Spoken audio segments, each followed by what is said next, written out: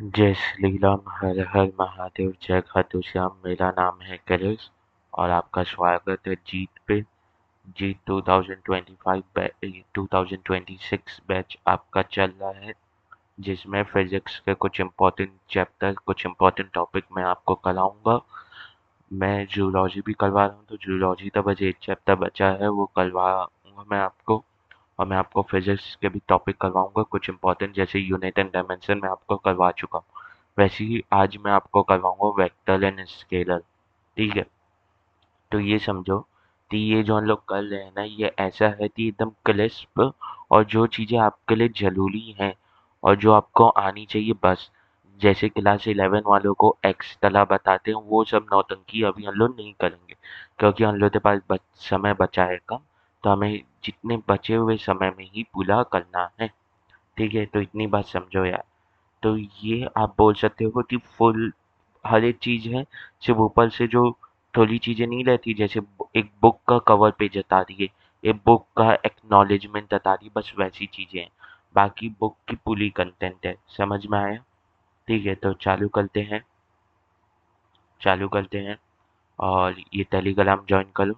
Telegram में क्या मिलेगा, टेलीग्राम में आपको नोट्स मिल रहे हैं, अलग अलग चैप्टर के एंड यानी क्लास नोट्स। डीपीपी मिल रही है, एक्स्ट्रा प्रैक्टिस पेपर मिल रहा है, टेस्ट पेपर मिल रहा है। जैसे मैंने वो किया था यूनिट एंड डायमेंशन, तो यूनिट एंड डायमेंशन का मैंने डीपीपी दिया, फिर उसका एक्स्ट्रा प्रैक्टिस पेपर भी दे दिया, प्लस उसका टेस्ट पेपर भी दे दिया मैंने। ठीक है, तो इस टेलीग्राम में आपको बहुत सी चीज़ें मिल रही हैं, ज्वाइन कर लो, आपके लिए ही फायदेमंद है। ठीक है, तो चालू करते हैं। पहले ये समझ लेते हैं कि फिजिकल क्वांटिटीज क्या होती है, तो वो तो हम लोग के यूनिट एंड डायमेंशन में समझ चुके हैं कि ऐसी क्वांटिटी जिन्हें आप मेजर कर सकते हैं और वो फिजिक्स के लॉ को डिफाइन करने के काम आती है, उन्हें कहते हैं हम फिजिकल क्वांटिटी। तो जैसे अगर मैं बोलूँ कि मेरे पास 10 kg का एक ब्लॉक है, मेरे पास 10 kg का ब्लॉक है। अब मैंने उसके ऊपर 2 kg का एक और ब्लॉक रख दिया, मैंने उसके ऊपर 2 kg का एक और ब्लॉक रख दिया, तो टोटल कितना हो गया? तो आंसर है टोटल 12 kg हो गया। टोटल कितना हो गया? 12 kg हो गया, हाँ कि ना? Yes sir. ठीक है, तो आप कुछ ऐसी चीज़ों को ऐसी डायरेक्टली ऐड कर सकते हो, जैसे मैंने बोला कि मैं 10 मीटर चला, फिर 20 मीटर चला, तो मैंने कितनी डिस्टेंस चली? तो आप बोल सकते हो मैंने 30 मीटर डिस्टेंस चली, हाँ कि ना? Yes sir. पर अगर मैं बोलूँ कि मैं एक बक्से पे 1 न्यूटन की फोर्स लगा रहा हूँ, और फिर उसी बक्से में मेरा एक दोस्त 7 न्यूटन की फोर्स लगा रहा है, तो कितना होगा?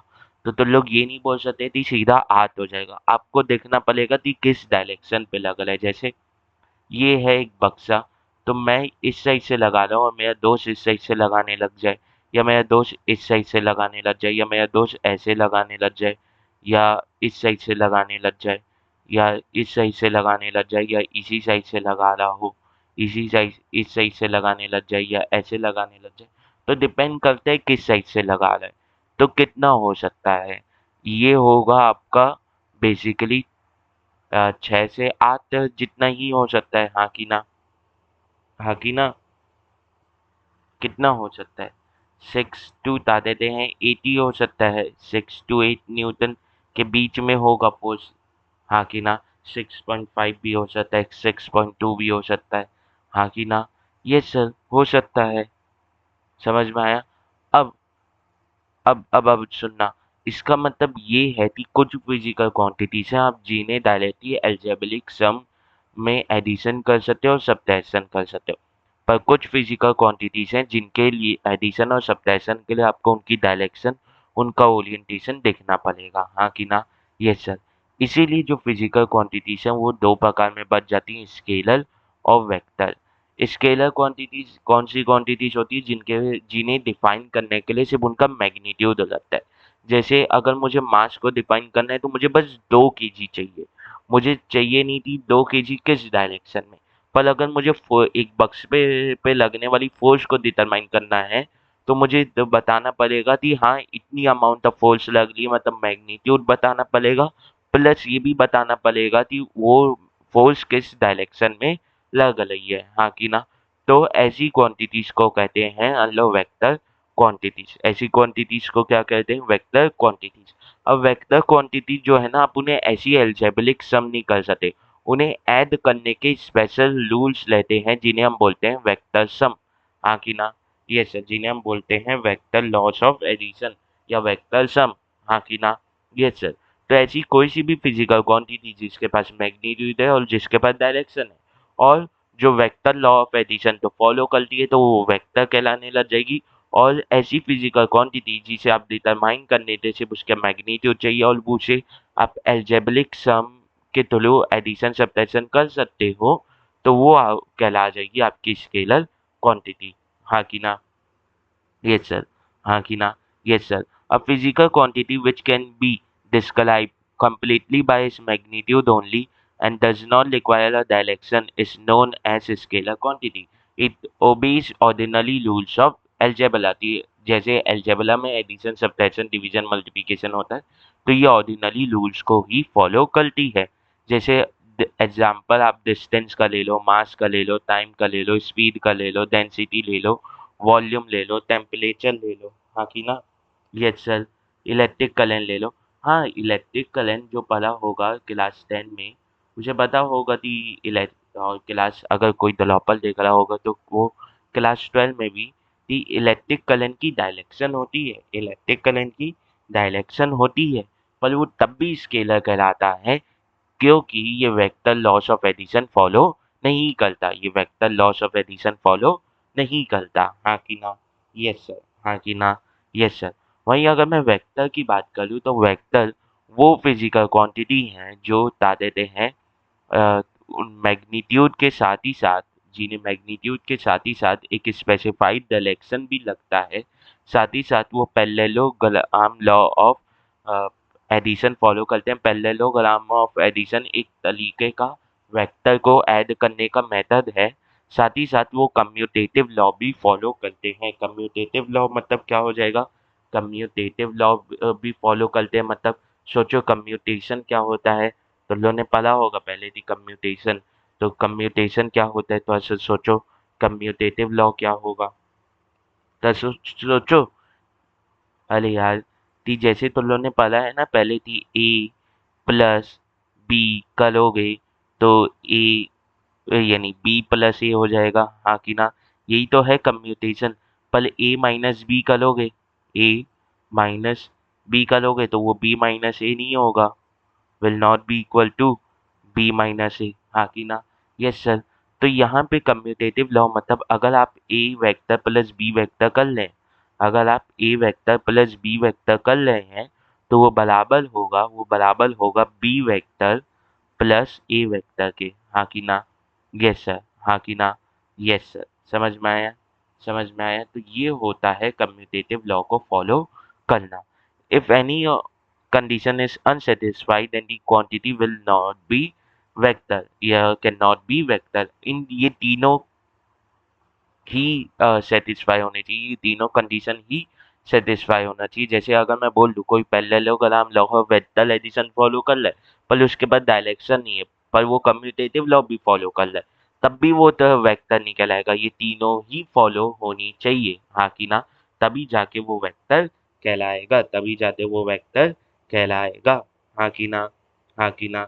ये सर। जैसे अगर मैं एक एग्जांपल लेना चाहूँ, जैसे मैं अगर एक एग्जांपल लेना चाहूँ, तो ये मैंने बना दी इलेक्ट्रिक वायर का एक जंक्शन, मैंने ये एक और बना दिया इलेक्ट्रिक वायर का जंक्शन। हाँ कि ना? Yes sir. अब देखो बेसिकली कि यहाँ से क्या हुआ, यहाँ से आया आपका 3 एम्पियर। हाँ कि ना? Yes sir. और यहाँ से क्या आया, यहाँ से आया आपका 2 एम्पियर। तो यहाँ से कितना जाएगा बताओ? यहाँ से जाएगा 5 एम्पियर। हाँ कि ना? Yes sir. वैसे ही मैं बोल दिया थी यहाँ से 3 एम्पियर करंट आया और यहाँ से गया आपका 1 एम्पियर करंट। हाँ कि ना? Yes sir. यहाँ से गया आपका 1 एम्पियर करंट, तो यहाँ से कितना जाएगा? 2 एम्पियर करंट। मतलब यहाँ पे इलेक्ट्रिक करंट के पास आपका डायरेक्शन है, आपका क्या है? डायरेक्शन है। आपका कम्यूटेटिव लॉ वो फॉलो कर रहा है, पर वो parallelogram of vector addition follow नहीं कर रहा है, वो parallelogram of vector addition follow नहीं कर रहा है। हाँ कि ना? Yes sir. हाँ कि ना? Yes sir. टी आपका जो इलेक्ट्रिक करंट है, आपका इलेक्ट्रिक करंट जो है उसे डिटरमाइन करने के लिए, उसे डिफाइन करने के लिए आपको डायरेक्शन की ज़रूरत पड़ती है, आपको डायरेक्शन की ज़रूरत पड़ती है। पर ये तब भी वेक्टर नहीं है क्योंकि ये पैरेललोग्राम और वेक्टर एडिशन फॉलो नहीं करता, not a vector, not a vector. क्यों? क्योंकि ऐसे don't follow parallelogram of addition, as it don't follow parallelogram of vector addition। हाँ कि ना, parallelogram of vector addition, हाँ कि ना, ये सर इसे फॉलो नहीं करता, इसे फॉलो ये नहीं करता, हाँ कि ना, यस सर, इसे ये फॉलो नहीं करता। समझ में आई इतनी बात? समझ में आई इतनी बात? ठीक है, ठीक है, समझ में आया? हाँ कि ना? यस सर, हाँ कि ना? यस सर, ठीक है। अब आता है वेक्टर के बारे में एक और बात कि अगर कोई फिजिकल क्वांटिटी वेक्टर है और उसके पास डायरेक्शन है बट कन्वर्स में नॉट बी टू, मतलब कि अगर एक फिजिकल क्वांटिटी वेक्टर है तो उसके पास डायरेक्शन है, पर ऐसा जरूरी नहीं कि किसी फिजिकल क्वांटिटी जिसके पास डायरेक्शन है वो वेक्टर हो ही। जैसे मैंने बोला कि आपकी जो वेलोसिटी है वो वेक्टर है, तो इसका मतलब ये है कि जो वेलोसिटी है उसके पास डायरेक्शन होगा। पर अगर कोई आपके पास फिजिकल क्वांटिटी ले आया, जैसे मैं इलेक्ट्रिक करंट, मैं आपको बोला था इलेक्ट्रिक करंट के पास डायरेक्शन है, तब ये डायरेक्टली नहीं बोल सकते कि वो वेक्टर होगा ही होगा, हाँ कि ना? Yes sir. तो वही बोला गया है, if a physical quantity is a vector it has a direction but the converse may or may not be to. कि उल्टा अगर कर देते हैं कि अगर कोई फिजिकल क्वांटिटी के पास डायरेक्शन है तो वो वेक्टर हो भी सकती है और नहीं भी हो सकती है। That is if a physical quantity has a direction it may or may not be vector. कि अगर किसी फिजिकल क्वांटिटी के पास डायरेक्शन होता है तो वो हो भी सकता है, नहीं भी हो सकता है डायरेक्शन, यानी वो हो भी सकता है और नहीं भी हो सकता है वेक्टर। जैसे प्लेसर की बात करूँ तो प्लेसर जो है ये इसके बाद डायरेक्शन लेता है, इसके पास क्या लेता है? डायरेक्शन लेता है। पर पर इसका कोई भी बता देते हैं वेक्टर से दूर दूर का लेना देना नहीं है। वैसे ही अगर मैं सरफेस टेंशन की बात करूँ तो ये अलोंग दी सरफेस इसका डायरेक्शन लेता है, पर इसका फिर भी कोई वो नहीं है, बता देते हैं वेक्टर ये नहीं है। वैसे ही करंट की बात करते हैं, करंट जो है इसके पास डायरेक्शन है, पर ये parallelogram of vector addition follow नहीं करता, इसीलिए ये जो है ये क्या नहीं है, ये वेक्टर नहीं है। Have directions but are not vectors because they don't follow parallelogram of addition। वो इसी नाम से बस वेक्टर नहीं है क्योंकि वो पैरेललोग्राम ऑफ एडिशन तो फॉलो नहीं करते, हाँ कि ना? हाँ कि ना? यस सर, हाँ कि ना? Yes sir. अब वेक्टर को दर्शाने के लिए आप क्या करते हो, उस फिजिकल क्वांटिटी का सिंबल लिखते हो और उसके ऊपर एक एलो लगा देते हो। ये एलो डिटरमाइन करता है कि इसके पास डायरेक्शन है और ये वेक्टर है, हाँ कि ना? Yes sir. पर अगर मुझे सिर्फ ये बोल दे कि वेक्टर का, इस वेक्टर का मुझे बस मैग्नीट्यूड दर्शाना है तो मैं कैसे दर्शाऊंगा? मैं क्या करूंगा, इस वेक्टर को लिखूंगा और इसके आसपास क्या लगा दूंगा, ऐसे बार लगा दूंगा, हाँ कि ना? यस सर, हाँ कि ना? यस, इसे मैं सिर्फ क्या ले दूंगा, बस इसके सिंबल से डिनोट कर दूंगा, तो ये इसके मैग्नीट्यूड को डिनोट करने लग जाएगा, हाँ कि ना? Yes sir. अब एक बात देखना, वेक्टर में अगर डायरेक्शन है तो इसमें कन्वेंशन भी होगा, साइन कन्वेंशन भी होगा, हाँ कि ना? अगर कहीं पे भी डायरेक्शन आ जाता है तो वहां पे हम लोग साइन कन्वेंशन लेने लग जाते हैं। तो इस साइड पॉजिटिव लिया जाता है, इस साइड जो है डायरेक्शन तो नेगेटिव लिया जाता है, इस साइड पॉजिटिव लिया जाता है जनरली और इस साइड नेगेटिव लिया जाता है, हाँ कि ना? एक जनरल कन्वेंशन चलती है, आप क्वेश्चन के हिसाब से खुद से चेंज भी करोगे आगे चैप्टर में, पर ये एक जनरल कन्वेंशन चलती है। इसका मतलब ये है कि जो वैल्यू आ रही है वेक्टर की वो नेगेटिव इसलिए हो रही है क्योंकि उसका जो डायरेक्शन का कन्वेंशन है वो नेगेटिव है, हाँ कि ना? पॉजिटिव इसलिए आ रही है क्योंकि बता देते हैं आपका जो डायरेक्शन का कन्वेंशन है वो पॉजिटिव है। इसका मतलब ये हो जाता है, इसका मतलब ये हो जाता है कि अगर मैं मैग्नीट्यूड की बात करूँ तो मैग्नीट्यूड हमेशा क्या लाएगा? पॉजिटिव लाएगा, हमेशा क्या लाएगा? पॉजिटिव लाएगा। जो डायरेक्शन का एलिमेंट है जब वो मैग्नीट्यूड के ऊपर मल्टीप्लाई होता है तब जाके हम लोग को वेक्टर मिलता है। तो अगर मैं एक वेक्टर का डिनोशन दिखाऊं तो ये मैंने डिनोट किया ए वेक्टर, ये मैंने क्या डिनोट किया ए वेक्टर। तो अगर मैं इसका मैग्नीट्यूड लिखूंगा तो कैसे लिखूंगा, ऐसे लिखूंगा, हाँ कि ना, यस सर। और वो साथ ही साथ में मैं क्या लिखूंगा, ये लिखूंगा ए कैप, इसे क्या बोला जाता है, ए कैप, हाँ कि ना। ये क्या करता है, ये डायरेक्शन डिनोट करता है, ये क्या करता है, ये डायरेक्शन डिनोट करता है, ये क्या करता है, ये डायरेक्शन डिनोट करता है, ये क्या करता है, ये डायरेक्शन डिनोट करता है, हाँ कि ना। ये मैग्नीट्यूड डिनोट कर रहा है तो ये क्या डिनोट कर रहा है, ये डायरेक्शन डिनोट कर रहा है, हाँ कि ना, यस सर, हाँ कि ना, yes sir. Example of vector quantity लें तो जैसे डिस्प्लेसमेंट हो गया, वेलोसिटी हो गया, एक्सीलरेशन हो गया, फोर्स हो गया आपकी, हाँ कि ना। ये सब जो है ये वेक्टर क्वांटिटीज के एग्जाम्पल हो जाते हैं, ये सभी के सभी वेक्टर क्वांटिटीज के एग्जाम्पल हो जाते हैं। आपका डिस्प्लेसमेंट जो है, अगर मैं डिस्टेंस की बात करूँ वो स्केलर क्वांटिटी, पर जो आपका डिस्प्लेसमेंट है वो वेक्टर क्वांटिटी। अगर मैं स्पीड की बात करूँ तो वो स्केलर क्वांटिटी, और वेलोसिटी की बात करूँ वो वेक्टर क्वांटिटी, हाँ कि ना, यस सर, हाँ कि ना, यस सर। अगर मैं प्रेशर की बात करूँ तो वो आपका स्केलर क्वांटिटी, फोर्स की बात करूँ तो वो आपका वेक्टर क्वांटिटी हो जाता है। अब अब आगे चलते हैं और रिप्रेजेंटेशन ऑफ वेक्टर को देखते हैं कि वेक्टर को कैसे रिप्रेजेंट किया जाता है।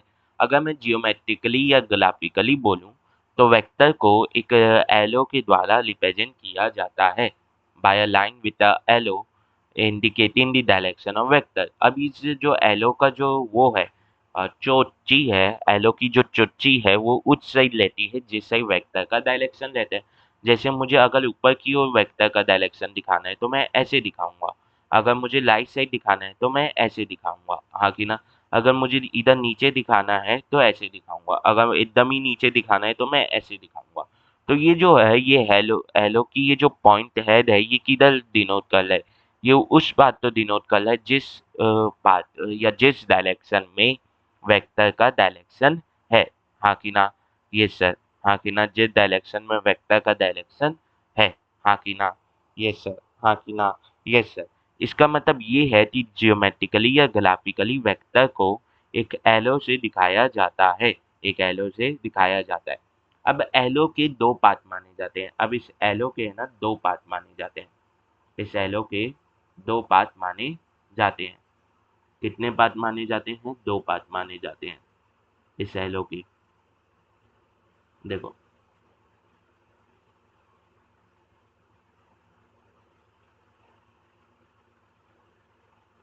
इस एलो के कितने पार्ट माने जाते हैं, दो पार्ट माने जाते हैं, दो पार्ट माने जाते हैं, देखो। ये हो जाता है आपका एलो का हेड, ये क्या हो जाता है आपके एलो का हेड। ये जो हेड है ये पॉइंट करता है towards the direction of vector, ये पॉइंट करता है towards the direction of vector. मतलब ये एलो का हेड जिस डायरेक्शन में रहेगा वो वेक्टर की डायरेक्शन रहेगी, हाँ कि ना, ये सर, वो वेक्टर की डायरेक्शन रहेगी। और ये जो टेल है, ये जो टेल है ये बताता है मैग्नीट्यूड, मतलब जितनी लंबी टेल उतना लंबा मैग्नीट्यूड या उतना ज़्यादा मैग्नीट्यूड। मतलब सर ये अगर 4 न्यूटन के दादे दे हैं, 4 न्यूटन का फोर्स लग रहा है तो आप 4 को मैग्नीट्यूड में टेल की लंबाई में कैसे दिखाओगे, तो ये कंपैरिजन में काम आता है। टेल जो मैग्नीट्यूड को दर्शाता है ये कंपैरिजन के काम आता है। मतलब सर कैसे, आप बोल रहे होती ये मैग्नीट्यूड तो दर्शाता है, फिर ये बोल रहे होती ये कंपैरिजन में मैग्नीट्यूड को दर्शाता है, मतलब समझो। जैसे अगर मुझे वेक्टर बनाना था 4 न्यूटन था तो मैं इतना बड़ा बनाया, ये क्या हो गया 4 न्यूटन था वेक्टर। पर वहीं अगर मुझे 2 न्यूटन का वेक्टर बनाना रहेगा ना तो मैं बस इसकी आधी लेंथ का बनाऊंगा, हाँ कि ना। तो ये आपको कंपेयर करने में मदद कर देगा कि अगर कहीं भी आपको बस इतना सा एलो दिख जाए तो आप ये बता सकते हो कि इसका मैग्नीट्यूड ज़्यादा है और इसका मैग्नीट्यूड कम है, हाँ कि ना, यस सर, हाँ कि ना, यस सर, हाँ कि ना, यस सर। समझ में आई इतनी बात। अगर कहीं पे आप ऐसे बना दो, बहुत से बच्चे ऐसे करते हैं कि जब वो न्यूटन में न्यूटन लॉस ऑफ मोशन में पढ़ते हैं तो एफबीडी बनाते हैं तो इसे 20 न्यूटन दिखा देंगे और ये 10 न्यूटन दिखा देंगे। वो तो बता देते हैं ऑब्जेक्टिव एग्जाम होता है नीट, वरना अगर सब्जेक्टिव हो तो यहाँ पे भी आपकी गलती पकड़ी जाएगी, हाँ कि ना, यस सर। तो टेल की जो लेंथ होती है, टेल की जो लेंथ होती है वो डायरेक्टली प्रोपोर्शनल होती है मैग्नीट्यूड के। वो क्या होती है, डायरेक्टली प्रोपोर्शनल होती है मैग्नीट्यूड के। हाँ कि ना? Yes sir. हाँ कि ना? यस सर, एक बात ये याद रखना। हाँ कि ना? Yes sir. अब एक बात समझो कि ये जो वेक्टर है, अगर मैं इसे यहाँ पे तो ग्राफिकली दिखा रहा हूँ, पर अगर मुझे मैथमेटिकली दिखाना पड़ा थी, कहीं पे मुझे लिखना पड़ा मैथमेटिकली या फिजिक्स में, तो मैथमेटिकली रिप्रेजेंटेशन कैसे होगा इसका? इसका मैथमेटिकल रिप्रेजेंटेशन अभी आपको मैंने बताया ऐसे किया जाता है। वो वो फिजिकल क्वांटिटी का सिंबल लिख दिया जाता है और उसके ऊपर एक एरो लगा दिया जाता है। इस तरीके से इसका मैथमेटिकल रिप्रेजेंटेशन किया जाता है। अब कुछ इंपॉर्टेंट पॉइंट्स आते हैं वेक्टर के बारे में। तो पहला पॉइंट ये है कि if a vector is displace parallelly it does not change direction. मतलब मैंने ये एक वेक्टर लिया, ए वेक्टर। अब मैं इस स्क्रीन में कहीं पे भी इसे डिस्प्लेस कर दूं पैरेलली, तो ये यहाँ पे पैरेलली डिस्प्लेस हुआ, यहाँ पे पैरेलली डिस्प्लेस हुआ। हाँ कि ना? हाथ से बना रहा हूँ इसीलिए लेंथ कम ज़्यादा हो सकती है। यहाँ पे पैरेलली डिस्प्लेस हुआ। हाँ कि ना? यहाँ पे पैरेलली डिस्प्लेस हुआ। हाँ कि ना? Yes sir. तो इस सभी जगह चाहे मैं कितना भी पैरेलल डिस्प्लेसमेंट कर लूँ, ना ही इसकी डायरेक्शन बदलेगी, ना ही इसका मैग्नीट्यूड बदलेगा। ना ही इसकी डायरेक्शन बदलेगी, ना ही इसका मैग्नीट्यूड बदलेगा। हाँ कि ना? Yes sir. हाँ कि ना? Yes sir. तो बेसिकली ये बात समझो यार कि ये जो वेक्टर है ये चेंज क्यों नहीं हुआ? क्योंकि इसका जो मैग्नीट्यूड है और डायरेक्शन जो है वो चेंज नहीं हुआ। इसका जो मैग्नीट्यूड है और डायरेक्शन चेंज नहीं हुआ, इसीलिए ये वेक्टर भी चेंज नहीं हुआ। इसका मतलब ये है कि अगर मैग्नीट्यूड चेंज हो जाता है तो बता देते हैं वेक्टर चेंज हो जाएगा, और अगर डायरेक्शन चेंज हो जाता है तो भी वेक्टर चेंज हो जाएगा। अगर दोनों चेंज हो जाते हैं तो ऑब्वियस सी बात है वेक्टर चेंज हो जाएगा। जैसे एक एग्जांपल मैं यहाँ पे लिख देता हूँ, ए वेक्टर, बी वेक्टर, ये पैरेलली डिस्प्लेस किया, और सी वेक्टर, तीनों जगह मैंने इसे अलग अलग नाम दे दिया। तो A vector is equal to B vector, A vector is equal to B vector is equal to C vector. हाँ कि ना? Yes sir, is equal to C vector. हाँ कि ना? Yes sir. अब एक बात याद रखना कि जो वो है वेक्टर, वो दो चीजों का बना हुआ है, मैग्नीट्यूड का और डायरेक्शन का। तो इन दोनों चीजें में से या तो कोई एक चीज चेंज हो जाए या दोनों चीज चेंज हो जाए तो वेक्टर चेंज हो जाएगा। जैसे अगर मैग्नीट्यूड चेंज हो जाता है तो वेक्टर चेंज हो जाएगा, पर डायरेक्शन कांस्टेंट रहेगा। जैसे मैग्नीट्यूड चेंज हुआ, डायरेक्शन कांस्टेंट है, तब भी वेक्टर चेंज। मैग्नीट्यूड कांस्टेंट है पर डायरेक्शन चेंज हो गया, तब भी वेक्टर चेंज। दोनों मैग्नीट्यूड और डायरेक्शन चेंज हो गए तो वेक्टर चेंज हो ही जाएगा। हाँ कि ना? हाँ कि ना? Yes sir. तो वेक्टर कंप्लीटली चेंज हो ही जाएगा। हाँ कि ना? Yes sir. इतनी बात समझ में आती है? इतनी बात समझ में आती है क्या? सोचो, सोचो, समझ में आती है? ठीक है। अब एक और आता है, दूसरा जो इम्पोर्टेंट पॉइंट आता है कि a vector is rotated through an angle other than the multiple of 2 pi, 2 pi radian. यहाँ पे 2 पाई किस यूनिट में है? रेडियन में। हाँ कि ना? Yes sir. और 360 डिग्री इट चेंजेस, मतलब अगर मैं किसी वेक्टर को 2 पाई के मल्टीपल के अलावा या 360 के मल्टीपल के अलावा मैं रोटेट करता हूँ एंगल से, तो वो चेंज हो जाता है। मतलब कैसे? सर ये मान लो ये है एक वेक्टर, ए वेक्टर। पहले मैंने इसे 360 घुमाया, मैंने इसे क्या घुमाया? 360 घुमाया, तो ये तो यहीं आ गया, मतलब ना ही इसका डायरेक्शन चेंज हुआ ना ही मैग्नीट्यूड। मैंने इसे फिर एक बार और 360 घुमाया, मतलब 720 हो गया, तब भी ये तो ऐसे का ऐसा ही रहा, डायरेक्शन भी चेंज नहीं हुआ और यहाँ पे वेक्टर भी मैग्नीट्यूड भी चेंज नहीं हुआ। फिर मैंने इसे घुमाया, ता देते हैं एक बार और 360, मतलब यहाँ पे तो 1080 डिग्री घूम गया। हाँ कि ना? 1080 डिग्री, तब भी इसमें कोई चेंज नहीं आया। इसका मतलब ये है कि अगर मैं 2 पाई के मल्टीपल्स में घुमाता हूँ तो आपका जो वेक्टर है वो तो चेंज होने वाला नहीं, तो ना ही उसका मैग्नीट्यूड चेंज होगा, ना ही उसका डायरेक्शन चेंज होगा। हाँ कि ना? घुमाने से बस डायरेक्शन चेंज किया जा सकता है रोटेशन से, पर यहाँ पे तो 360 या 2 पाई के मल्टीपल में घुमा रहा हूँ, तो वो तो आपका डायरेक्शन चेंज कर ही नहीं रहा है। पर अगर मैं इस वेक्टर को पर अगर मैं इस वेक्टर को अगर मैं 25 डिग्री से घुमा दिया तो इसका डायरेक्शन क्या चेंज हो गया क्या? क्या इसका डायरेक्शन चेंज हो गया? ये इनिशियल था, ये फाइनल पोजीशन है, हाँ कि ना? तो क्या इसका इनिशियल वेक्टर और फाइनल वेक्टर चेंज हो गए क्या? आंसर है यस। आंसर है यस। ऐसा क्यों सर? क्योंकि डायरेक्शन चेंज होने से भी वेक्टर पूरा का पूरा चेंज हो जाता है। डायरेक्शन चेंज होने से भी वेक्टर पूरा का पूरा चेंज हो जाता है, हाँ कि ना? यस सर, हाँ कि ना? Yes sir. ठीक है, समझ में आई इतनी बात? समझ में आई इतनी बात? ठीक है। जैसे मैंने अगर कोई ए वेक्टर ले लिया, सोचो, अगर मैंने कोई ए वेक्टर ले लिया, मैंने उसे 250 डिग्री से घुमा दिया, तब भी उसका डायरेक्शन चेंज हो गया। अगर मैंने उसे 360 से घुमा दिया, तब उसका डायरेक्शन चेंज हुआ नहीं। इसीलिए 360 या 2 पाई के मल्टीपल में घुमाने से वेक्टर चेंज नहीं होता, क्योंकि उसके डायरेक्शन चेंज नहीं होते, क्योंकि उसके डायरेक्शन चेंज नहीं होते, हाँ कि ना? यस सर, हाँ कि ना? Yes sir. समझ में आया? समझ में आया? जैसे अगर मैं एक एग्जांपल लेने के लिए पहले कर लूँ, एक एग्जांपल लूँ, तो जैसे मान लो ये है आपका बी वेक्टर, हाँ कि ना? Yes sir. और ये है आपका ए वेक्टर, हाँ कि ना? Yes sir. अगर मैं पैरेलल शिफ्टिंग के हिसाब से इनके कॉम्बिनेशन बना के देखूँ, अलग अलग कॉम्बिनेशन इनके बनाने की कोशिश करूँ पैरेलल शिफ्टिंग के हिसाब से, तो मेरे पास 3 से 4 कॉम्बिनेशन मुझे देखने को मिल रहे हैं, हाँ कि ना? Yes sir. और वो 3 से 4 कॉम्बिनेशन क्या है देखो। पहले मैं ए वेक्टर को ऐसी का ऐसी लगा, हाँ कि ना? पर बी वेक्टर को पैरेलली शिफ्ट करते यहाँ ले आया। बी वेक्टर को पैरेलली शिफ्ट करते यहाँ ले आया, हाँ कि ना?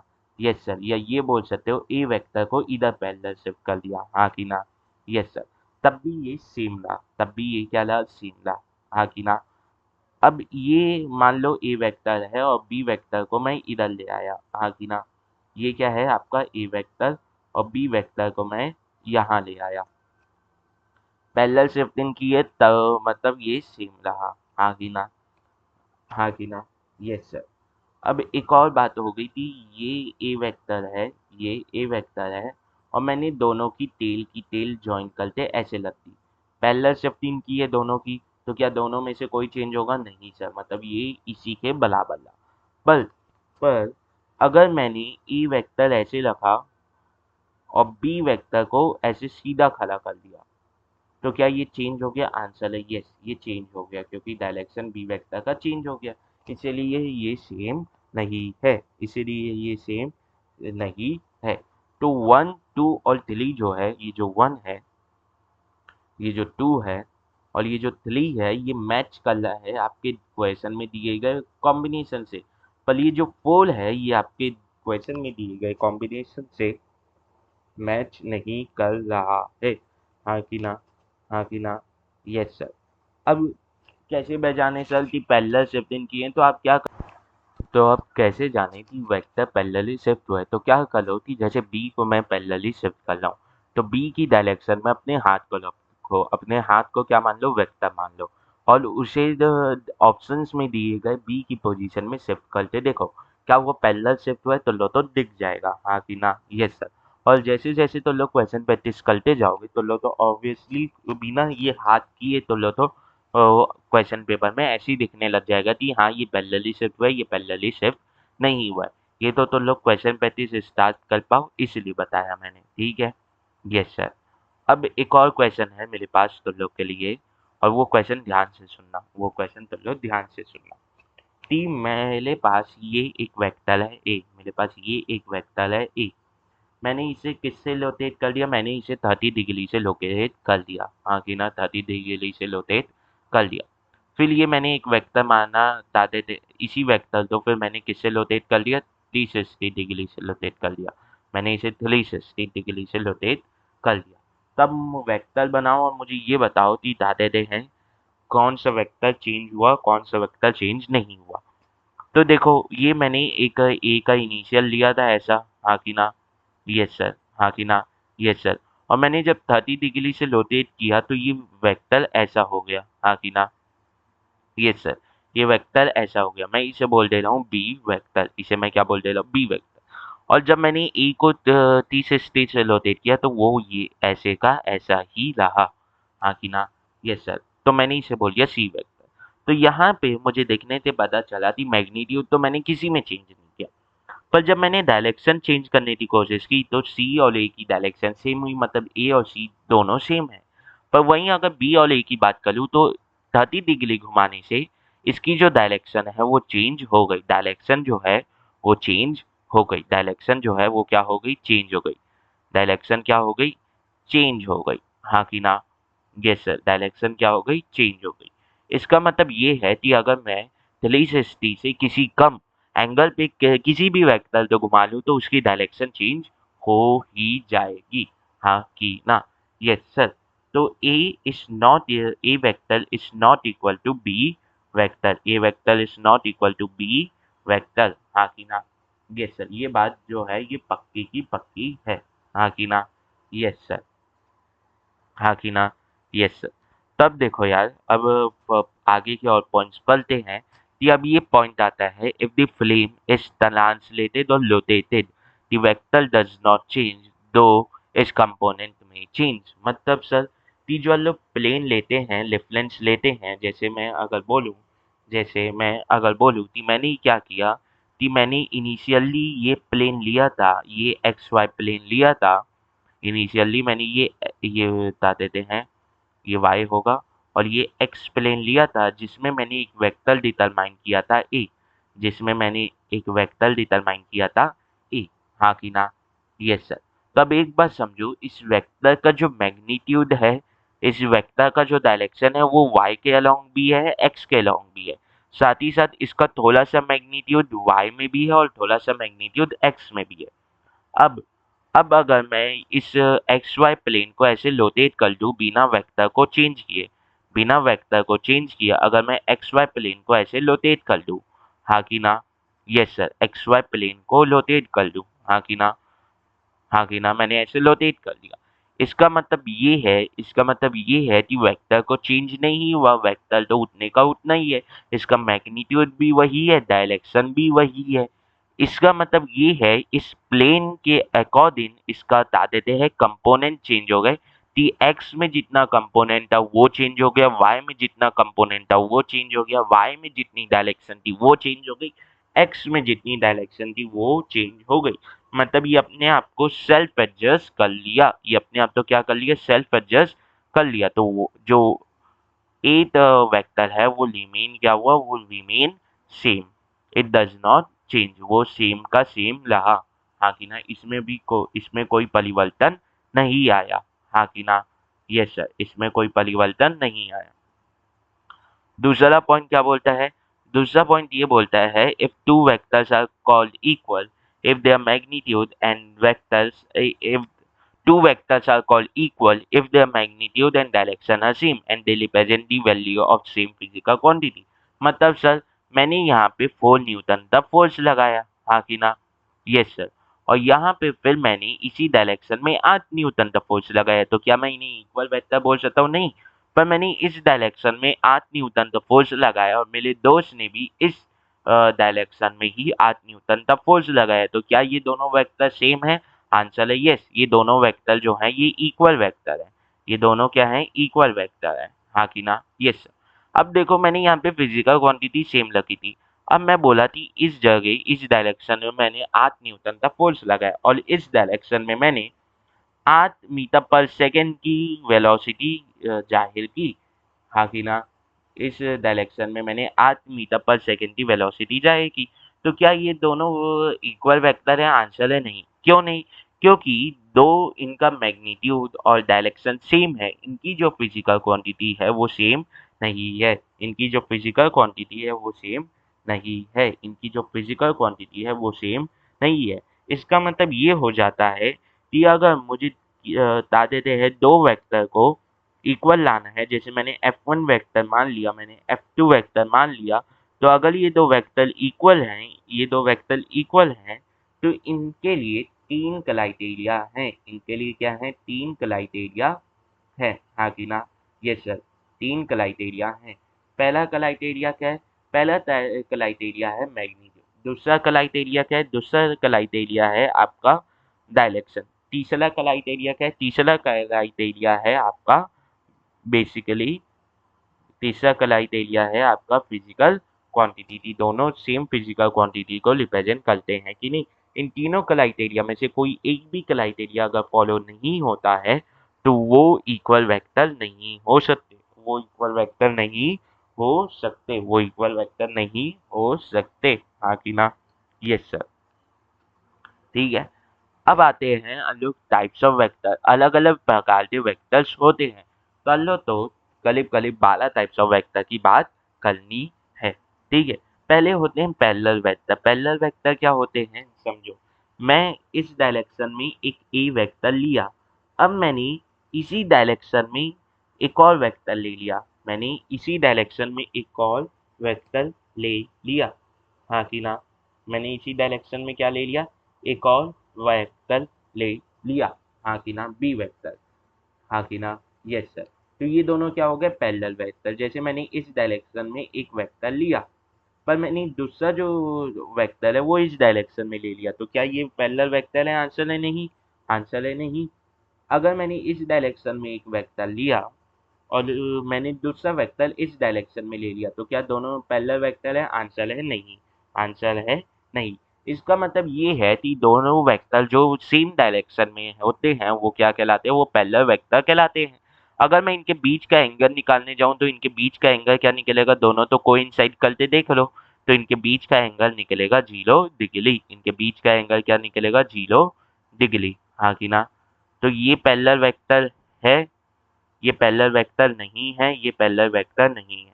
हाँ कि ना? अब यहाँ पे देखो, क्या मैंने इनकी फिजिकल क्वांटिटी की बात की? तो आंसर है नहीं। फिजिकल क्वांटिटी कुछ भी हो सकती है। पैरेलल वेक्टर में फिजिकल क्वांटिटी की जरूरत नहीं पड़ती, इक्वल वेक्टर में पड़ती है। Those vector which have same direction are called parallel vectors and angles between the two parallel vector is always 0 degree. हाँ कि ना? Yes sir. हाँ कि ना? Yes sir. समझ में आई इतनी बात? अब आते हैं इक्वल वेक्टर। इक्वल वेक्टर की तो बात कर ही ली। ऐसे दो वेक्टर जिनका मैग्नीट्यूड और जिनका डायरेक्शन सेम है, साथ ही साथ इनका जो फिजिकल क्वांटिटी है plus same physical quantity, plus same physical quantity, इनकी फिजिकल क्वांटिटी भी सेम है। ऐसे वेक्टर्स को हम लोग क्या बोलते हैं? Equal vector. जैसे मैंने ये एक ए वेक्टर लिया और ये बी वेक्टर लिया। मान लो अगर मैं इसमें से मैं दो कंडीशन बनाता हूँ, तो इनका मैग्नीट्यूड और डायरेक्शन तो सेम है ही, पर मान लो इनका जो फिजिकल क्वांटिटी है वो सेम है। Same physical quantity. हाँ कि ना? तो ये क्या हो जाएगा? और एक है डिफरेंट फिजिकल क्वांटिटी। एक हो गया थी डिफरेंट फिजिकल क्वांटिटी। हाँ कि ना? Yes sir. Different physical quantity. अगर सेम फिजिकल क्वांटिटी है तो ये हो जाएगा इक्वल वेक्टर। हाँ कि ना? ये क्या हो जाएगा? Equal vector. हाँ कि ना? Yes sir. ये क्या हो जाएगा? Equal vector. अगर डिफरेंट फिजिकल क्वांटिटी है तो नॉट एन इक्वल वेक्टर। हाँ कि ना? Not an equal vector. हाँ कि ना? Yes sir. इसका मतलब ये हो जाता है कि हर एक जो पैरेलल वेक्टर है, हर एक जो पैरेलल वेक्टर है, यानी हर एक जो इक्वल वेक्टर है वो तो पैरेलल वेक्टर है, बट हर एक पैरेलल वेक्टर इक्वल वेक्टर नहीं हो सकता। इसका मतलब ये है, अगर यहाँ पे मैं आपको नोट लिखवाना चाहूँ तो यहाँ पे देखो दोनों सेम डायरेक्शन को पॉइंट आउट कर रहे हैं, इसका मतलब दोनों पैरेलल वेक्टर भी हैं। तो यहाँ से एक नोट बन जाता है कि every equal vector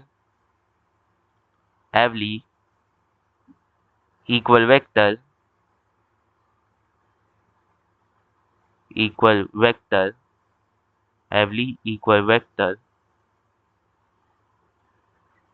is a parallel vector is a parallel vector but converse is not true. Akina is a equal vector but but not every parallel vector but not every parallel vector but not every parallel vector is a equal vector but not every parallel vector is equal vector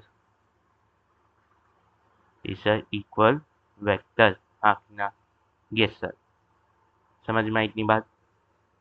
समझ में आई इतनी बात? Yes sir. इतनी बात हमें समझ में आ जाती है। ठीक है। अब आते हैं anti parallel vector. Anti parallel vector क्या होते थे? जिनका डायरेक्शन सेम होता था। अब इनमें डायरेक्शन जस्ट अपोजिट हो जाएगा। जैसे मैंने ये एक ए वेक्टर लिया, हाँ कि ना? फिर मैंने इसी के एकदम अपोजिट डायरेक्शन में बी वेक्टर ले लिया, तो ये कहलाएंगे एंटी पैरेलल वेक्टर, और इनके बीच का डायरेक्शन क्या हो जाएगा? 180 डिग्री। 180 डिग्री। जैसे ये जो है मैंने ये एक वेक्टर लिया और ये एक वेक्टर लिया, तो ये एंटी पैरेलल है, ये एंटी पैरेलल है। पर अगर मैंने ऐसे ले लिया और ऐसे ले लिया, तो क्या ये एंटी पैरेलल है? नहीं, ये एंटी पैरेलल नहीं है, ये एंटी पैरेलल नहीं है। मैंने ऐसे लिया और दूसरा भी ऐसे ही ले लिया, तो क्या ये एंटी पैरेलल है? आंसर है नहीं, ये एंटी पैरेलल नहीं है। अब अगर नेगेटिव वेक्टर की बात करें, तो जैसे एंटी पैरेलल वेक्टर के अपोजिट होता था, वैसे ही नेगेटिव वेक्टर जो है वो बताते थे इक्वल वेक्टर के अपोजिट होता है। पर इक्वल वेक्टर के अपोजिट होना ठीक है, समझ में आता है, पर व्हाट इन व्हाट टर्म्स, मतलब किन परिभाषाओं में अपोजिट है? तो इक्वल वेक्टर होने के लिए आपको तीन चीजें चाहिए। आपको सेम फिजिकल क्वांटिटी चाहिए, सेम मैग्नीट्यूड चाहिए और सेम डायरेक्शन चाहिए, हाँ कि ना? तो इन तीनों में से किसमें अपोजिट हो रहा है? तो आंसर है डायरेक्शन में। जैसे मैंने यहाँ पे आपका 5 न्यूटन का एक फोर्स लिया और एकदम अपोजिट डायरेक्शन में ही आपका मैंने क्या ले लिया? मैंने एकदम अपोजिट डायरेक्शन में ही 5 न्यूटन का भी फोर्स ले लिया। तो अब देखो यहाँ पे सेम फिजिकल क्वांटिटी है, मतलब यहाँ पे तीन क्राइटेरिया है। वो क्या है? सेम फिजिकल क्वांटिटी है, वो तो फुलफिल्ड हो गया, सेम फिजिकल क्वांटिटी तो फुलफिल्ड हो गया। दूसरा क्या है? सेम मैग्नीट्यूड फुलफिल हो गया। तीसरा भी फुलफिल हुआ, क्या? अपोजिट डायरेक्शन होने का, तो आंसर है यस। तीसरा जो अपोजिट डायरेक्शन होने का जो क्राइटेरिया है वो भी फुलफिल्ड हो गया, वो भी फुलफिल्ड हो गया, हाँ कि ना? अपोजिट डायरेक्शन होने का जो क्राइटेरिया है वो भी फुलफिल्ड हो गया, हाँ कि ना? अब अपोजिट डायरेक्शन है, इसका मतलब कितना एंगल होगा? तो आंसर है 180 डिग्री एंगल होगा। कितना एंगल होगा? 180 डिग्री एंगल होगा। तो नेगेटिव वेक्टर या अपोजिट वेक्टर क्या होते हैं? Vectors which have equal magnitude और सेम फिजिकल क्वांटिटी होती है, same physical quantity, same P Q physical quantity, मतलब same physical quantity, but opposite directions are called negative vector of each other. ये दोनों एक दूसरे से क्या है? नेगेटिव वेक्टर, हाँ कि ना? जैसे अगर मैं इसे ए टू बी मान लूं, और तो ये क्या हो जाएगा? बी टू ए वाला वेक्टर, बी ए वेक्टर। तो ये जो ए बी वेक्टर है, ए बी वेक्टर जो है is equal to negative of B A vector. अब ये negative of B A vector, negative क्या दर्शा रहा है? नेगेटिव दर्शा रहा है अपोजिट डायरेक्शन। तो नेगेटिव क्या दर्शा रहा है? Opposite direction. तो नेगेटिव क्या दर्शा रहा है? अपोजिट डायरेक्शन को, हाँ कि ना? ये सर नेगेटिव क्या दर्शा रहा है? नेगेटिव दर्शा रहा है आपके अपोजिट डायरेक्शन। तो अब आता है को इनिशियल वेक्टर। को इनिशियल वेक्टर मतलब ऐसे वेक्टर जिनका स्टार्टिंग पॉइंट सेम हो। जैसे मैंने यहाँ पे ए वेक्टर ले लिया, हाँ कि ना? इस पॉइंट से, अब इसी पॉइंट से मैंने बी वेक्टर ले लिया, हाँ कि ना? Yes sir. और इसी पॉइंट से मैंने सी वेक्टर ले लिया। तो ऐसे वेक्टर्स कहलाते हैं को इनिशियल वेक्टर। मतलब ऐसे वेक्टर जिनका स्टार्टिंग पॉइंट जो है वो सेम है, जिनका इनिशियल पॉइंट जो है वो सेम है, ऐसे वेक्टर्स कहलाते हैं को इनिशियल वेक्टर्स। अब को लीनियर वेक्टर क्या होते हैं? जो सेम लाइन पे लाई करते हैं, जो सेम लाइन पे, लाइन ऑफ एक्शन पे लाई कर सकते हैं। अगर देखो, कोई नीचे वेक्टर पाने के लिए ना आप पैरेलल शिफ्टिंग भी कर सकते हो। मैं मतलब जैसे मैंने यहाँ पे आपको एक ए वेक्टर लिया और एक आपका बी वेक्टर लिया, हाँ कि ना? तो सेम लाइन, क्या दोनों की डायरेक्शन सेम है? आंसर है यस। अब अगर मैं ए की तो लाइन ऑफ एक्शन देखूँ, तो ए की लाइन ऑफ एक्शन कुछ ऐसी है, हाँ कि ना? अब अगर मैं बी को इधर शिफ्ट करते लाऊंगा, तो बी की भी line of action parallelly shift किया हूँ ऐसी ही होगी। मतलब दोनों क्या है? कोई नीचे वेक्टर है। पर वहीं अगर मैं ये ए ले लूं और ये बी ले लूं और ये बी ले लूं, तो क्या दोनों का कभी भी लाइन ऑफ एक्शन सेम हो सकता है? आंसर है नहीं। तो दोनों कभी भी कोई इनिशियल वेक्टर नहीं हो सकते, दोनों कभी भी कोई यानी को लीनियर वेक्टर नहीं हो सकते, दोनों कभी भी को लीनियर वेक्टर नहीं हो सकते। पर वहीं अगर मैं बात करूँ ये और ये की, हाँ कि ना? इन दो वेक्टर्स की, अगर मैं इन दो वेक्टर्स की बात करूँ, तो क्या इन दोनों का लाइन ऑफ एक्शन सेम है? तो दोनों तो एंटी पैरेलल वेक्टर है। अगर एंटी पैरेलल में देखो तो क्या तो लोग लाइन ऑफ ऐसे अरेंज कर सकते हो, लाइन ऑफ एक्शन सेम हो जाएगा, हाँ कि ना? लाइन ऑफ एक्शन क्या होगा? सेम हो जाएगा। मतलब अगर मैं बात करता हूँ एंटी पैरेलल वेक्टर की, तो वो भी जो है वो भी कोलीनियर वेक्टर हो जाते हैं, कोलीनियर वेक्टर हो जाते हैं। मतलब parallel vector plus anti parallel vector हमेशा क्या होते हैं, कोलीनियर वेक्टर होते हैं। Parallel vector plus anti parallel vector हमेशा क्या होते हैं, कोलीनियर वेक्टर होते हैं, कोलीनियर वेक्टर होते हैं।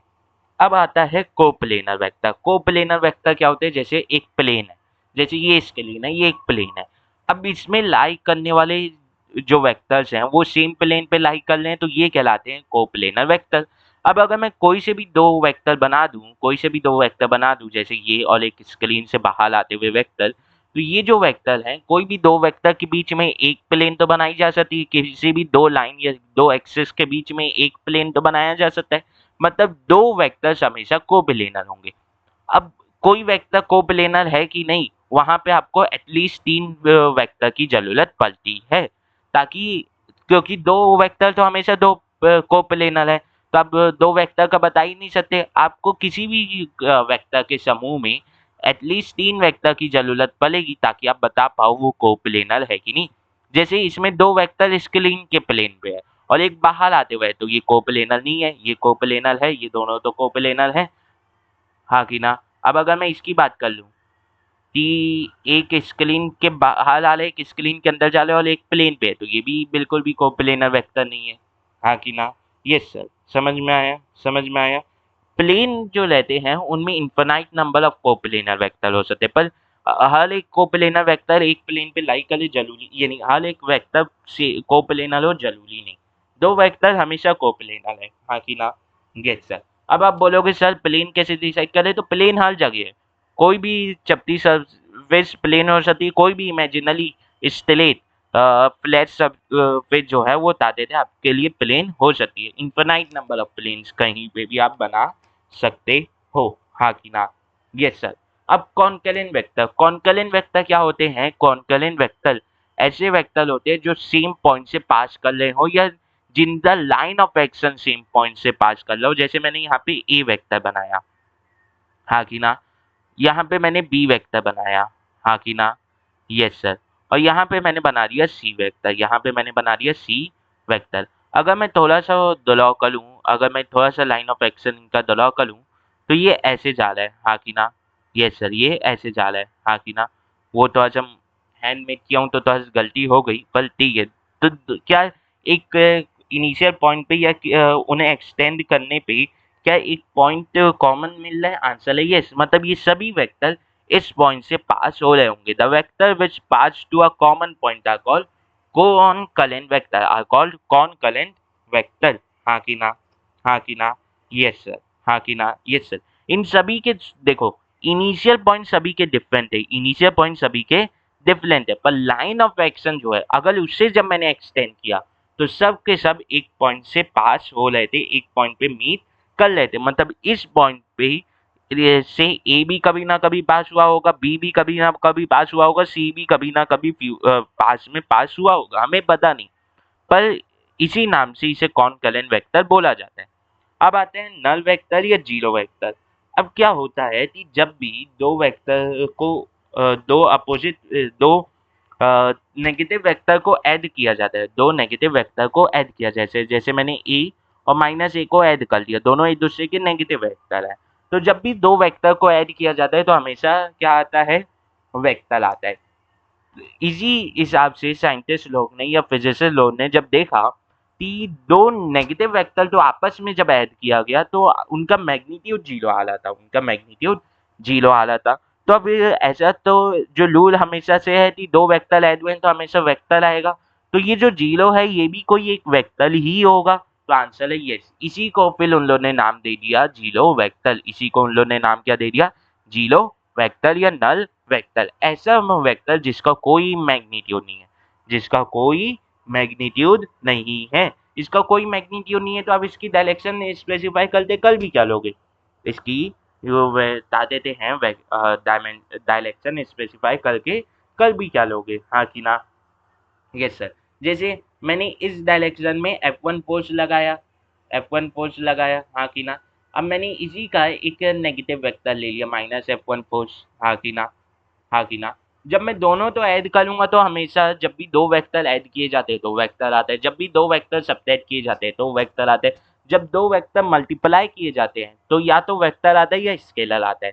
पर यहाँ पे मुझे ऐड करना पड़ रहा है, तो ऐड करने से हमेशा वेक्टर आना चाहिए, पर इन दोनों का मैग्नीट्यूड तो इक्वल है। और अपोजिट डायरेक्शन में है तो सब्ट्रैक्ट हो जाएंगे आपस से। जब मैग्नीट्यूड को ऐड किया जाएगा तो आंसर जीरो मैग्नीट्यूड आ जाएगा, हाँ कि ना। ऐसा वेक्टर आ जाएगा जिसका मैग्नीट्यूड जीरो होगा। तो उसी तो एक्सप्लेन करने के लिए एक नल वेक्टर या जीरो वेक्टर का कंसेप्ट लाया गया, हाँ कि ना। यस सर, हाँ कि ना। Yes sir. A vector having zero magnitude is called null vector, हाँ कि ना। Note, sum of two vectors is always a vector, sum of two vectors is always a vector, हाँ कि ना। दो वेक्टर के एडिशन से जो सम आता है वो हमेशा एक वेक्टर होगा ही होगा। Zero is a zero vector और नल वेक्टर, हाँ कि ना। ये सर, ये जो जीरो आया है ये या तो एक नल वेक्टर है या एक जीरो वेक्टर है, हाँ कि ना। ये सर। अब आता है यूनिट वेक्टर। अब यूनिट वेक्टर क्या होता है, जैसे मैंने यहाँ पे बताया आपको 5 न्यूटन। तो ये जो 5 न्यूटन है ये 5 1 1 न्यूटन के वेक्टर से मिलके बना है, हाँ कि ना। ये सर, ये 5 1 1 यूनिट के 1 1 उसके देते हैं वेक्टर से मिलके बना हुआ है, हाँ कि ना। Yes sir. यह आप ऐसे देख सकते हो कि मैं 5 न्यूटन बोल तो रहा हूँ और मैं इसकी डायरेक्शन को स्पेसिफाई भी कर दिया। चलो इसकी डायरेक्शन के लिए मैं बस अभी डायरेक्शन लिख दे रहा हूँ। 5 न्यूटन थी, मैंने कोई डायरेक्शन स्पेसिफाई कर दी वेस्ट, ठीक है। अब बस मुझे इसकी डायरेक्शन चाहिए होगी तो मैं कैसे स्पेसिफाई करूँ या कैसे डिनोट करूँ, क्योंकि अगर मैं इसके मैग्नीट्यूड को जीरो करती इसके वेक्टर इसकी डायरेक्शन तो डिटरमाइन कर लो तब तो कोई फायदा नहीं। मतलब इसकी मैग्नीट्यूड मुझे कुछ ना कुछ लगनी पड़ेगी। तो आंसर है 1 लग दी जाती है। डायरेक्शन तो स्पेसिफाई करने के लिए वेक्टर डायरेक्शन तो स्पेसिफाई करने के लिए डायरेक्शन के साथ ये मैग्नीट्यूड लगाना जरूरी है और वो मैग्नीट्यूड लगा दिया जाता है 1।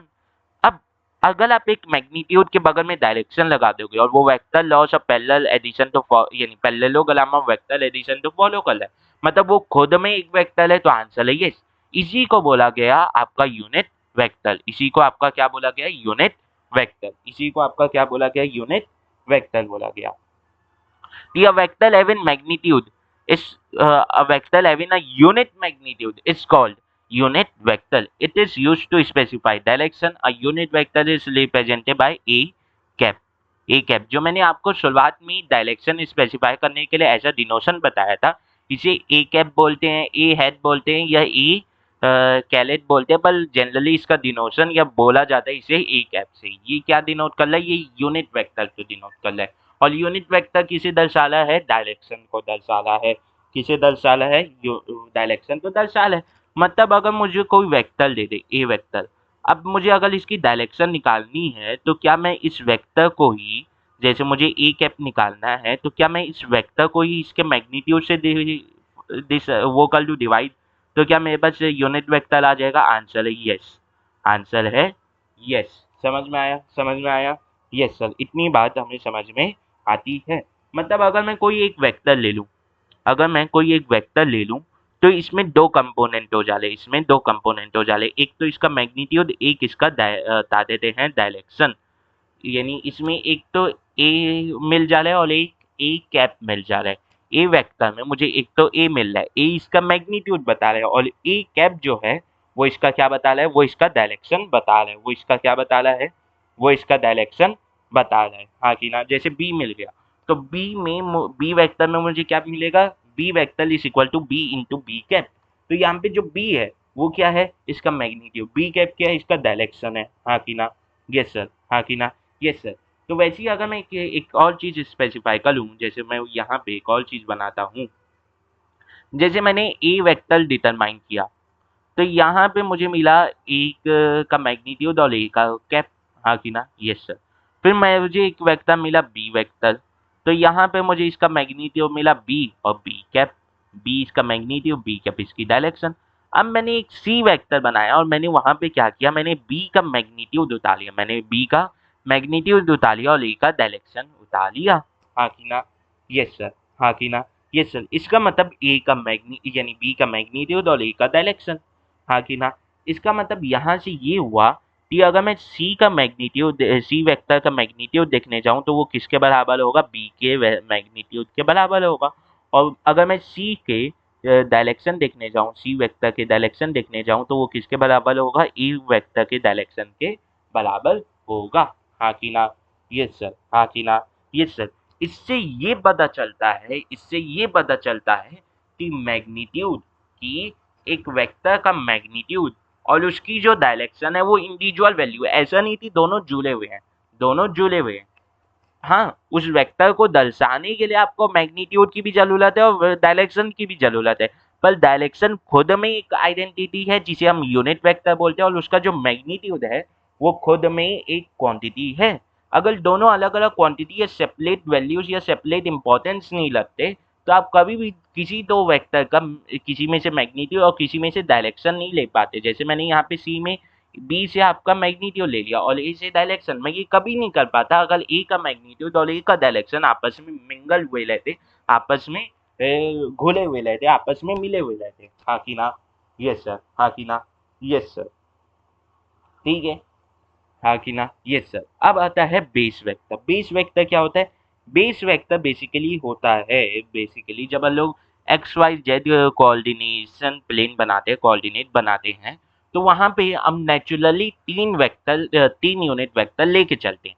एक यूनिट वेक्टर लेता है एक्स की डायरेक्शन में, एक यूनिट वेक्टर लेता है बी की यानी वाई की डायरेक्शन में, और एक यूनिट वेक्टर लेता है जेड की डायरेक्शन में। हाँ कि ना, यस सर, जेड की डायरेक्शन में। तो इन्हें स्पेसिफिक नाम दिया गया है। अगर मैं यूनिट वेक्टर आई की बात कर लूँ, मतलब यूनिट वेक्टर आई की बात कर लो, मतलब कैसे, कैसे यूनिट वेक्टर आई की, मतलब जैसे मैं आपको बोल दूँ आई कैप, जैसे मैं आपको बोल दूँ आई कैप, देखो ये जो यूनिट वेक्टर को दर्शाने का भी तरीका है ना, ये आई कैप लगा दिया जाता है। तो ये डायरेक्शन तो ही दर्शा रहा है। तो ए कैप, जैसे ए का यूनिट वेक्टर हो गया, आई कैप क्या है, अलोंग दी एक्स एक्सिस वाला बताते थे यूनिट वेक्टर। जे कैप क्या है, अलोंग दी वाई एक्सिस वाला यूनिट वेक्टर। हाँ कि ना, यस सर। और के कैप क्या है, अलोंग दी जेड वाला यूनिट वेक्टर। तो अगर मुझसे कोई पूछे कि माइनस एक्स की तरफ कौन सा होगा, तो आंसर है माइनस आई, माइनस वाई की तरफ माइनस जे, और माइनस जेड की तरफ माइनस के। हाँ कि ना, यस सर। मतलब आई और माइनस आई के किसके अलोंग है, एक्स एक्सिस के अलोंग है, सिर्फ एक प्लस एक्स एक माइनस एक्स की ओर। अब अगर मैं बोलूँ बता देते हैं माइनस यानी जे और माइनस जे किसके अलोंग है, वाई के अलोंग है, सिर्फ एक बता देते हैं प्लस वाई एक माइनस वाई। और के और माइनस के की बात करूँ तो वो जेड के अलोंग है, एक प्लस जेड और एक माइनस जेड के अलोंग। हाँ कि ना, यस सर, हाँ कि ना, यस सर। जैसे मैंने यहाँ पे एक बक्सा लग दिया, जैसे मैंने यहाँ पे एक बक्सा लग दिया। अब इसमें मैंने यहाँ पे 10 न्यूटन लगाया, 10 न्यूटन लगाया, तो मैं इसे बस 10 न्यूटन नहीं लिखूंगा, मैं इसे 10 न्यूटन आई कैप लिखूंगा, ताकि मुझे पता चल जाए एक्स एक्सिस के अलाउंग, बता देते प्लस एक्स एक्सिस के अलाउंग मैंने क्या लगाई है, 10 न्यूटन लगाई। अगर मैं इधर लगाऊंगा तो मैं लिखूंगा 10 न्यूटन प्लस यानी 10 न्यूटन जे कैप, इससे मुझे पता चल जाएगा प्लस वाई एक्सिस के अलाउंग मैंने क्या लगाई है, 10 न्यूटन लगाई है। अगर मैं इधर लगाऊंगा तो मैं लिखूंगा, बता देते हैं अगर इधर लगाऊंगा तो मैं क्या लिखूंगा, इधर मैं लिखूंगा बेसिकली 10 न्यूटन, 10 न्यूटन माइनस जे कैप। इससे मुझे ये पता चलेगा कि मैंने माइनस वाई एक्सिस के अलाउंग, मैंने माइनस वाई एक्सिस के अलाउंग क्या लगाई है, 10 न्यूटन की फोर्स लगाई है, 10 न्यूटन की फोर्स लगाई है। हाँ कि ना, यस। अब आते हैं पोलर वेक्टर। पोलर वेक्टर क्या होते हैं बेसिकली समझो। जब क्या होता है कि हम लोग क्या करते हैं, बहुत जगह फिजिक्स में एक रेफरेंस पॉइंट मानते हैं और उससे किसी और चीज की क्या बताते हैं, बता देते हैं, वो बताते हैं,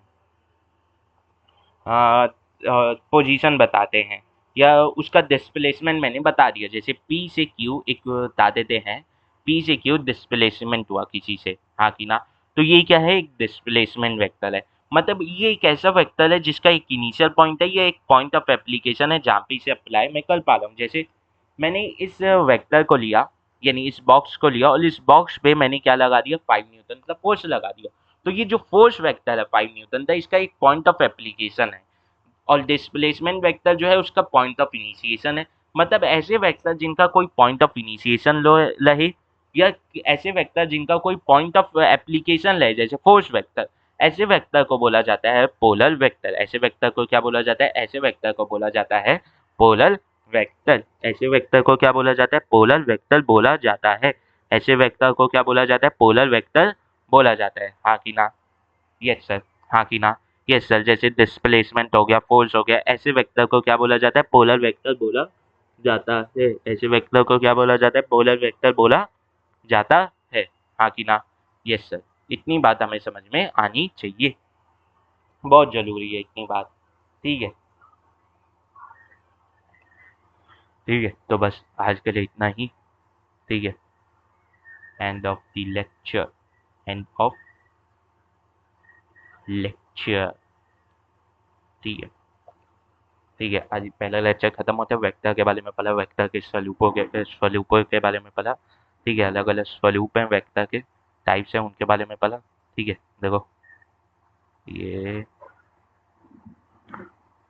ये देखो, ये देखो, ये देखो, ये देखो, ये देखो, ये देखो, ये देखो, ये देखो, ये देखो, ये देखो, ये देखिए बाला टाइप पढ़ने थे, मैंने बोला था बाला टाइप पढ़ने पड़ेगा हम लोगों ने।